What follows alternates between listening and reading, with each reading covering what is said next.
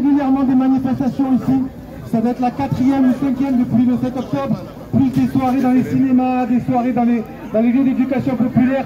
Un grand merci à ces collectifs, celui du ministre de Arles, il y en a qui se montent un petit peu partout. C'est très important. Merci beaucoup et c'est très important parce qu'en réalité c'est beau ce qui se passe là. Vous les voyez tous ces drapeaux qui flottent au vent? Oui, des drapeaux de toutes les couleurs, des drapeaux de plusieurs organisations qui sont unies aujourd'hui pour exiger un cessez-le-feu à Gaza immédiat et l'arrêt des massacres.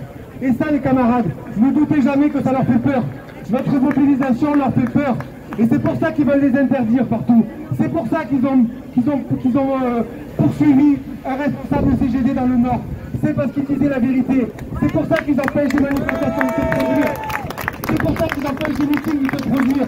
Parce qu'ils ont peur. Et aujourd'hui, ils ont peur de qui? Ils ont peur d'une camarade à nous qui est candidate sur une liste et qui veut porter la voix palestinienne au Parlement européen. Ce Parlement qui est à genoux. À genoux. Alors je lui laisse la parole tout de suite. Rima Hassan, avec vos applaudissements chaleureux et nationaux. Merci beaucoup.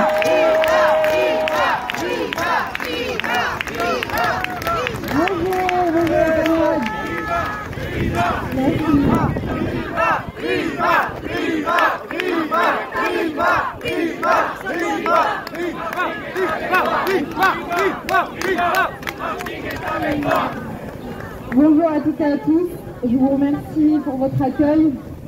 Je peux comprendre qu'il y avait beaucoup de camarades communistes aujourd'hui, donc je vais citer mon grand-père qui était communiste aussi et qui est un survivant de la Nakba, parce qu'il a fait partie des personnes qui ont été expulsées en 1948 au moment de la création de l'État d'Israël.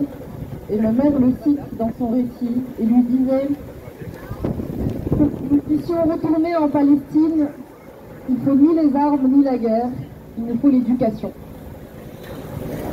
Et je veux vous remercier parce que je sais qu'à chacune à votre échelle, à travers ces manifestations, à travers vos mobilisations, dans ce que vous faites aussi dans vos cercles proches, et je connais ces cercles puisque j'ai grandi dans une toute petite ville, Lyon, où la FPS et d'autres petites organisations étaient mobilisées, parfois on se retrouvait à 10 sur une place, mais je sais ce qui se joue pour tous ces militants et militantes, même dans leur sphère privée. Je veux vous remercier du fond du cœur de tenir bon depuis de nombreuses années, pas depuis 7 octobre, je sais qu'il y a énormément de militants qui militent sur cette cause depuis des dizaines d'années, et qui font ce travail d'éducation que ne font plus les médias et les politiques depuis trop longtemps. Je vous remercie aussi au nom des Palestiniens, parce qu'on ne se rend pas compte à quel point nos mobilisations, nos prises de position, les espaces qu'on occupe redonnent espoir au peuple palestinien qui se trouve, lui, privé de ses libertés fondamentales et de pouvoir militer. Il y a des Palestiniens qui ne peuvent pas dire ce que vous pouvez dire ici, donc je vous remercie aussi du fond du cœur de porter leur voix à votre échelle. Je veux aussi terminer sur le cadre qui a été posé, qui est extrêmement important. Et je situe là ma parole en tant que descendante de cette Nakba. Et je crois qu'on vient aussi déjouer les propos de Ben Gourion qui disait des réfugiés palestiniens après avoir pensé leur expulsion de la Palestine.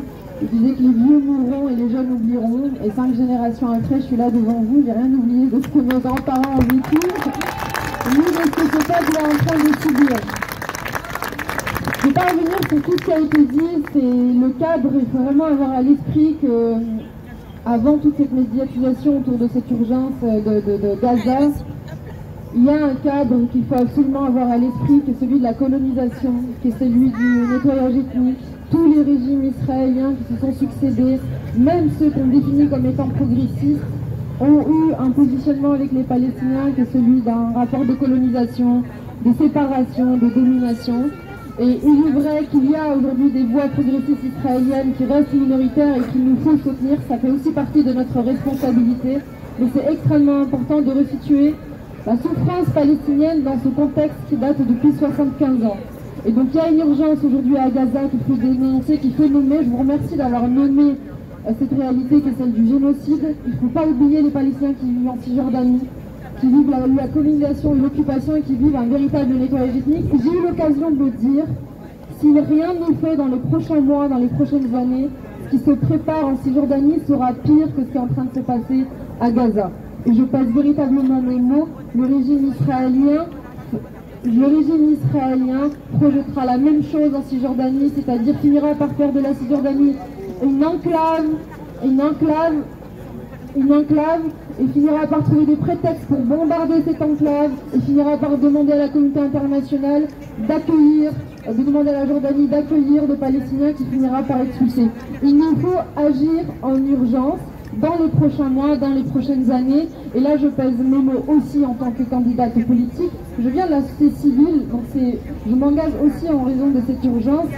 Le politique a besoin de vous et vous avez besoin du politique. Pendant trop longtemps, cette cause, elle est restée portée essentiellement par des personnes comme vous, et malheureusement, il y a eu peu de résonance dans la sphère politique. Aujourd'hui, on a l'occasion véritablement d'aller jusqu'au Parlement européen pour pour concrétiser les mesures que vous avez toutes et tous citées. La reconnaissance de l'État palestinien, un embargo sur les armes, la condamnation de la colonisation et de l'occupation et la reconnaissance du régime d'apartheid israélien. Donc je compte sur vous, on est nombreux à compter sur vous, je ne vais pas vous dire pour qui voter. Ce que je vous demande, c'est de mandater les politiques.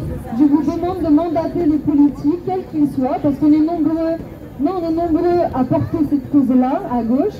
Maintenant, c'est à vous de mandater les politiques à l'échelle locale, à l'échelle nationale et sur le plan européen pour que les combats que nous portons puissent se concrétiser en action politique.